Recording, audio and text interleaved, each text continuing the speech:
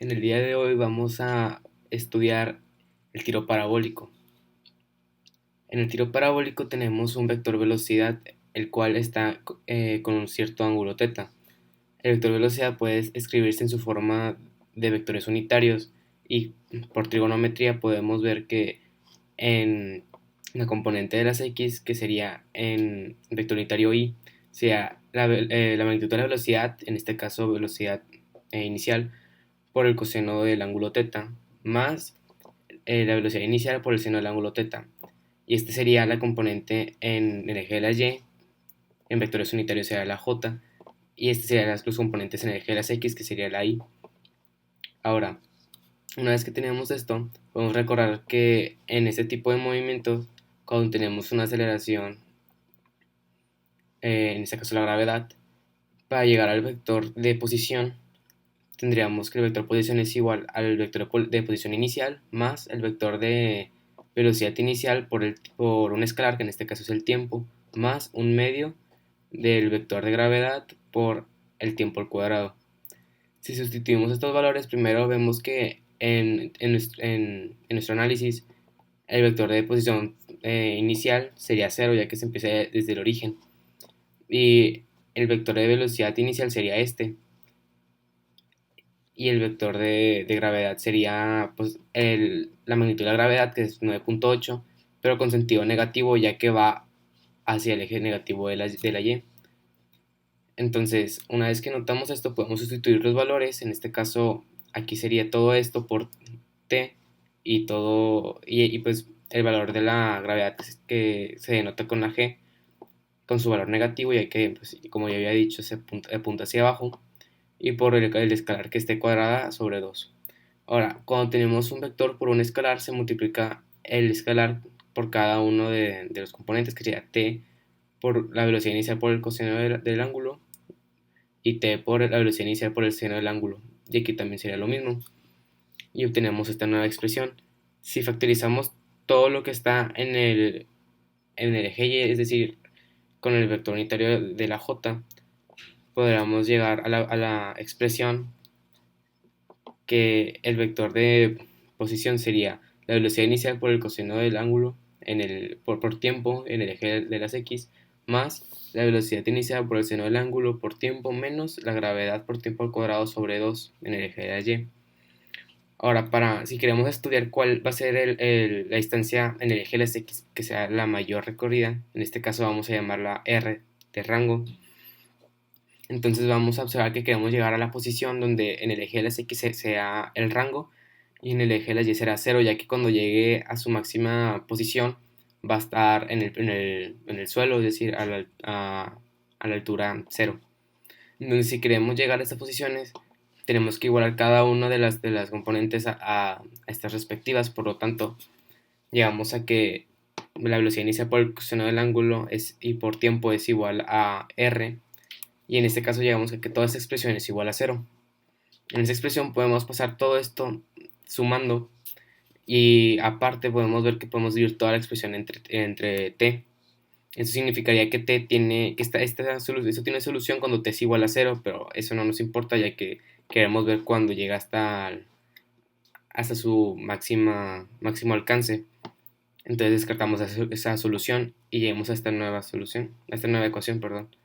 Si despejamos el tiempo de ambas expresiones, llegamos a estas dos expresiones, ya que en esta todo esto que está multiplicando va a pasar dividiendo, y en esta primero pasó el 2 multiplicando, ya que está dividiendo, y la gravedad pasa dividiendo. Ahora, como en este tiempo, en esa posición, perdón, el tiempo va a ser el mismo, entonces lo que podemos hacer ahora es, como el tiempo es el mismo, igualar estas dos expresiones, ya que también van a ser iguales. Y si despejamos la r, llegamos a esta expresión. ¿Por qué llegamos a esta expresión? Porque cuando pasamos todo esto multiplicando, llegaríamos a 2v inicial al cuadrado por seno del ángulo por coseno del ángulo. Pero 2 por el seno del ángulo por el coseno del ángulo es una identidad trigonométrica, que es lo mismo que seno de 2 veces teta. Entonces, ahora que tenemos esa expresión, para estudiar sus máximos y mínimos, podemos derivarlo, y en este caso lo vamos a derivar respecto de teta, tomando a estos dos valores como constantes. Entonces, al diferencial respecto de teta, podemos primero observar que toda esta expresión, como ya habíamos considerado que es una constante, podemos sacarla multiplicando de la derivación por la propiedad de la constante. Y, y ahora solamente habrá que multiplicarlo por la derivada del seno de 2 veces el ángulo. La derivada de esto sería lo mismo que la derivada de seno de u, donde u es 2 veces teta. Y usando la regla de cadena sería la derivada de seno de 2 veces de teta sería la derivada de seno, que es coseno, por u, que en este caso es 2 teta, por la derivada de u. La derivada de u, que es 2 teta, sería 2.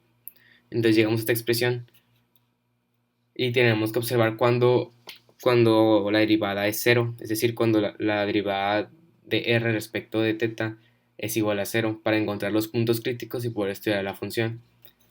Entonces ya simplificando este 2, y ya que 2 por 2 es 4, y igualando a 0 para encontrar esos puntos, ya vamos a tener la expresión.